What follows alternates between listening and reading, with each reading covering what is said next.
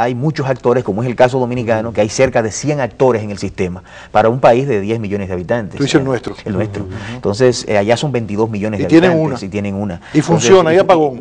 ¿Sufriste algún apagón? No hay apagones allá. No, bueno, por el tifón que nos agarró. Bueno. Hubo apagones para evitar daños y todo. ¿Y la tarifa eléctrica es alta, cara? ¿Qué supiste? Allá la tarifa eléctrica es sumamente baja, creo que anda por los 11 centavos de dólares el kilovatio hora. Aquí anda por los 25 en la República Dominicana. Muy más caro. Por los 25, exacto. Entonces tenemos una diferencia de costo muy alta.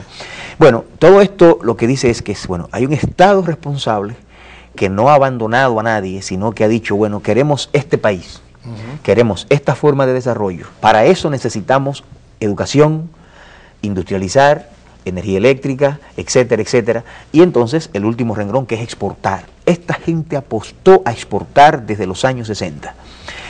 Vamos a industrializarnos, muy bien, pero va a llegar un momento en que nuestra economía es muy pequeña y no vamos a poder comprar todos estos productos, tenemos que exportarlos.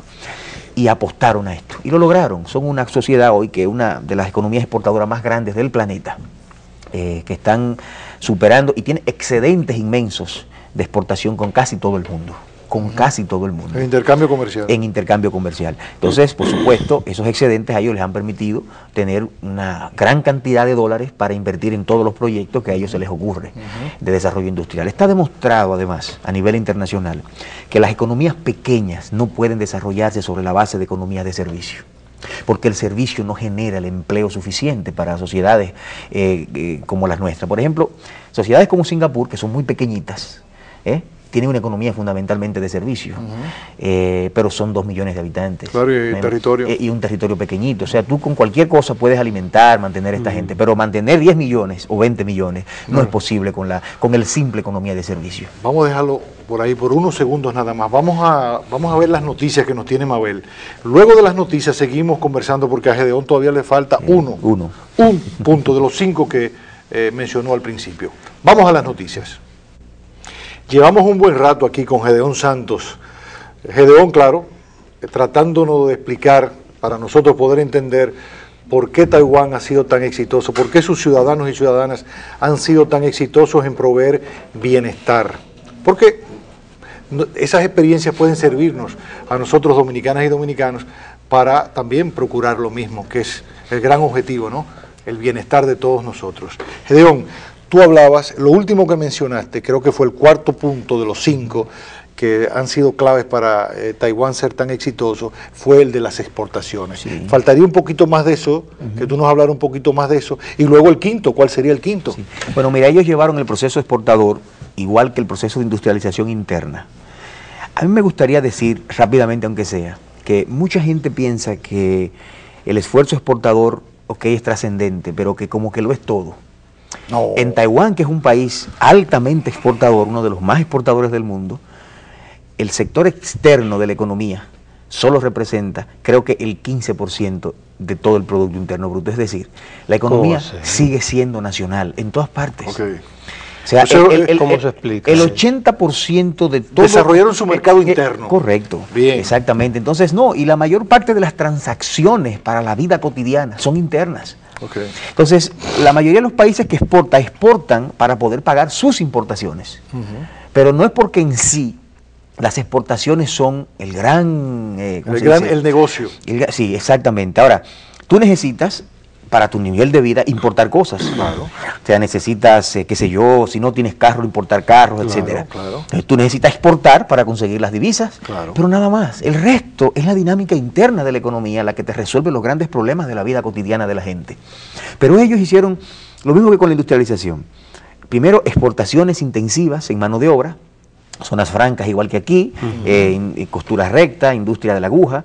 Luego, exportaciones intensivas en capital, es decir, empezaron a exportar acero, etcétera, ya con mayor nivel de capital.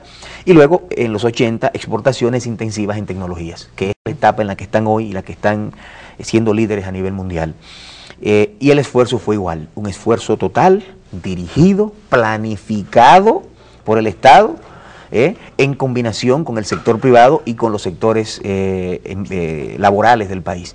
Entonces, nada al azar, todo fue planificado. Finalmente, tenemos el elemento del Estado como tal. ellos lograron organizar un Estado. Esto es el número 5. El número 5. Bien. ¿Qué significa organizar un Estado? Bueno, a ellos les favoreció, en principio, de que eran dictaduras. Bueno, vamos a aclarar. En las literaturas sobre el Oriente Asiático se le llama dictablandas, porque eran, a diferencia de América Latina, que eran dictaduras oligárquicas, las de allá eran dictaduras capitalistas. Esa es la gran diferencia. Y la diferencia reside en que un dictador oligárquico, su misión es no servirle a una clase capitalista, sino servirse él, su familia, exacto, sus allegados, se compran yates, etcétera, etcétera. En cambio, este tipo de dictablandas, como le llaman, son dictaduras dirigidas a representar una clase, que a su vez estos lo que son más que sus representantes en el Estado. Entonces, ellos les favoreció que no tenían que someterse al voto electoral cada 4 años y por lo tanto ellos imponían las prioridades colectivas por encima de los derechos ciudadanos. Es decir, aunque se respetaban los derechos, pero la prioridad no era el derecho ciudadano, era la prioridad colectiva. Y si la prioridad colectiva era la educación, por ahí nos vamos. Y si es industrializar, por ahí nos vamos, etcétera. Entonces, eso es muy difícil ahora. El Estado es la pega, ¿verdad? De alguna manera, lo que une todo, correcto. Pero además de esto, ellos lograron construir un Estado luego ya más democrático a partir de los 90, con instituciones muy sólidas. Ellos han copiado lo mejor de muchas instituciones, con decirles que ellos tienen un poder que a mí me fascinó, que es el poder de control. ¿Control? Sí, así mismo. O sea, poder ejecutivo, poder judicial, poder legislativo, poder municipal y poder de control. 5. Entonces, ¿qué pasa con el poder de control? Bueno, aquí lo que tenemos son oficinas aisladas, por ejemplo, para controlar. Está la Cámara de Cuentas, son oficinas aisladas. Sí.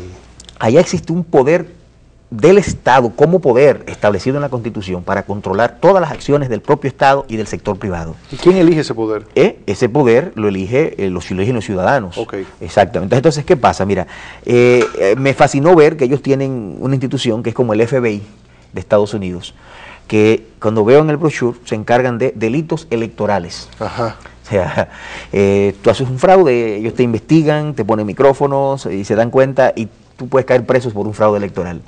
Delitos de corrupción política, corrupción pública, narcotráfico, privado, etcétera. Y, por supuesto, impuestos, que para ellos también, al igual que los países ya que han logrado desarrollo, eso es un delito grave, el no pagar impuestos. Entonces, este poder de control tiene una vigilancia permanente de todo el Estado y de toda la sociedad, para lograr que las leyes y las normas se cumplan a cabalidad.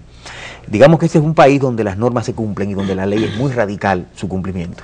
El presidente saliente ahora está siendo procesado por corrupción y el expediente es tan grande, me dicen, que ya han tenido que dejar de investigar porque ya no podrían procesarlo de tan grave, tan voluminoso que es el expediente, que le ha hecho este poder de control del Estado. El cumplimiento de la ley entonces se ve como una garantía para que haya una armónica, digamos, aunque parezca contradictorio, una armónica competencia en el mercado. Sí, ese es un país de mucha competencia en todo, desde la educación. O sea, tú no, por lo que no puedes infringir las leyes de... Tú lo que no puedes infringir la ley, correcto. Okay. Entonces, mira, yo pienso que en resumen, este país tiene varias características importantes. Mira, a ellos les favoreció mucho su cultura. Okay. Mientras nosotros tenemos en la cultura occidental y la religión católica y cristiana, tenemos valores como la caridad, fe, esperanza y caridad. Fe, esperanza y caridad. Ellos son trabajo, respeto a los mayores y creo que, no recuerdo cuál es la otra, pero fíjense que tienen el trabajo como un elemento clave de su religión, de su cultura, ¿no? Lo otro, pienso que les favoreció, fue como lo que les ha favorecido a todos, lograr que los trabajadores imitar el modelo de vida de los países desarrollados. Y es imposible para un país como República Dominicana llegar a ser un Taiwán, por ejemplo. En absoluto, si ustedes han podido ver lo que yo he planteado desde el principio del programa, son cosas todas realizables. Claro.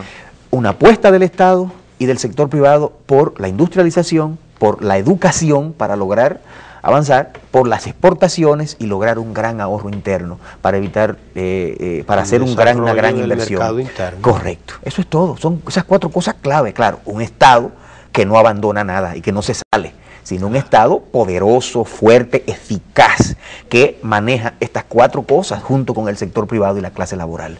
Si llegamos a esos acuerdos aquí, se puede. Taiwán lo logró. El gran aporte de Taiwán a la economía mundial fue